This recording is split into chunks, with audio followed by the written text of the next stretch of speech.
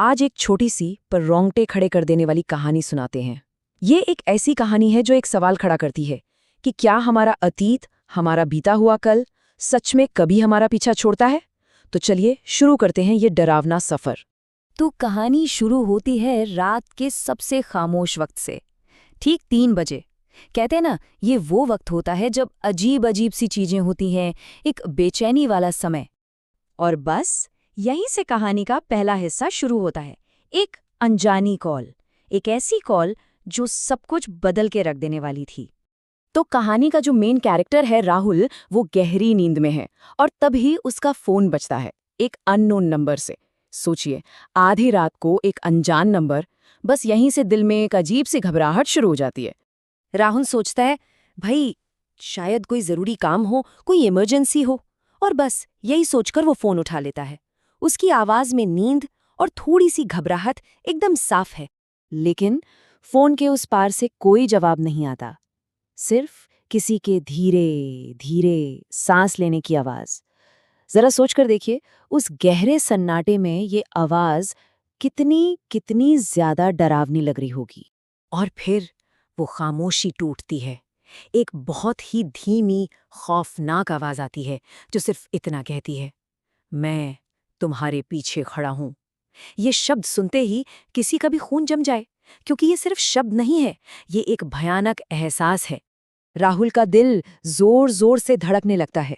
वो फौरन झटके से पीछे मुड़ता है, लेकिन कमरा तो खाली है, वहां कोई भी नहीं है। उसे लगता है कोई गंदा मजाक कर रहा है।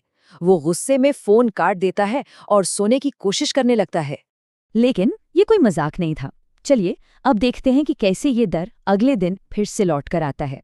अगली रात ठीक उसी वक्त, ठीक 3 बजे फोन फिर से बज उठता है, और नंबर वही अननोन नंबर। अब ये कोई इत्तेफाक तो हो नहीं सकता, है ना? एक डरावना पैटर्न बन रहा था जो डर को और भी ज्यादा बढ़ा रहा था। इस बार जो आवाज आती है वो पहले से भी ज्यादा साफ है। ऐसा लगता है जैसे बिल्कुल पास से कोई बोल रहा हो, और वो कहता है, तुमने पीछे देखा था लेकिन मुझे नहीं देखा। मतलब ये कि जो भी है वो उसे देख रहा था। उसे पता था कि राहुल पीछे मुड़ा था। अब राहुल का डर शक से यकीन में बदल चुका था। अब तो राहुल सच में बुरी तरह डर गया था। उसे समझ आ गया था कि ये कोई मजाक तो बिल्कुल नहीं है। तो उसने हिम्मत जुटाई और फैसला किया कि वो इस नंबर के बारे में पता लगाएगा, इस राज की तह तक पहुंचेगा। और बस यहीं से कहानी एक ऐसा मोड़ लेती है जो बहुत ही खौफनाक है, क्योंकि जब राहुल उस नंबर की सच्चाई ढूंढने निकलता है तो जवाब कहीं बाहर नहीं मिलता, बल्कि उसके अपने ही दबे हुए अतीत में मिलता है। जो सच सामने आया वो उसकी सोच से भी कहीं ज्यादा डरावना था। पता चला कि वो नंबर 5 साल पहले ही बंद हो चुका था, और वो नंबर था उसके दोस्त अमन का। वही अमन जिसकी एक एक्सीडेंट में मौत हो गई थी। सोचिए, एक मरे हुए दोस्त के नंबर से कॉल। आखिर ये हो कैसे सकता है? इस सच्चाई के पता चलने के बाद कहानी अपने क्लाइमैक्स पर पहुंचती है। वो आखिरी कॉल जो सारे राज खोल देगी। उस रात फोन फिर बजा, ठीक 3 बजे। पर इस बार राहुल को अंदाजा था कि फोन के उस पार कौन हो सकता है। डर तो बहुत था, लेकिन वो सच का सामना करने के लिए हिम्मत जुटाता है और फोन उठा लेता है। और इस बार वो आवाज एक गहरा राज खोलती है। वो कहती है, तुम मुझे भूल गए राहुल, मैं तुम्हारे साथ उसी रात था। वो आवाज राहुल को एक भूली बिसरी रात की याद दिलाती है, वो रात जब अमन की मौत हुई थी। तो सच ये था कि 5 साल पहले जब वो एक्सीडेंट हुआ था, राहुल अमन के साथ ही था।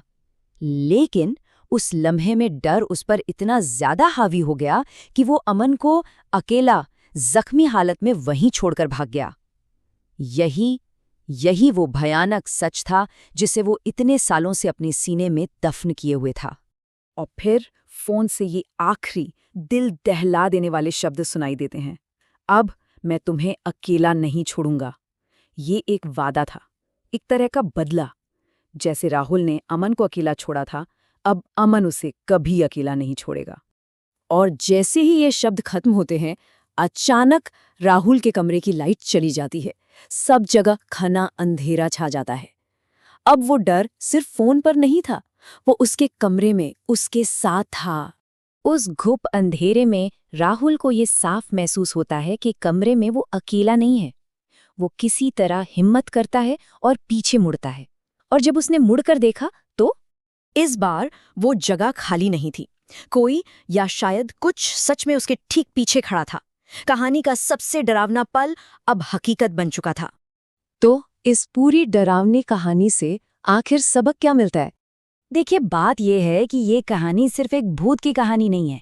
ये गिल्ट की, अपराध बोध की और डर की कहानी है। और सबक एकदम साफ है। हम जो गलतियां करते हैं वो हमारा पीछा कभी नहीं छोड़ती।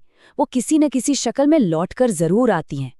और ये कहानी हमें एक बहुत बड़े सवाल के साथ छोड़ जाती है। क्या हमारा अतीत हमें सच में कभी जाने देता है, या फिर वो हमेशा हमारे साये की तरह साथ रहता है, बस सही मौके का इंतजार करता हुआ? इस पर सोचिएगा जरूर।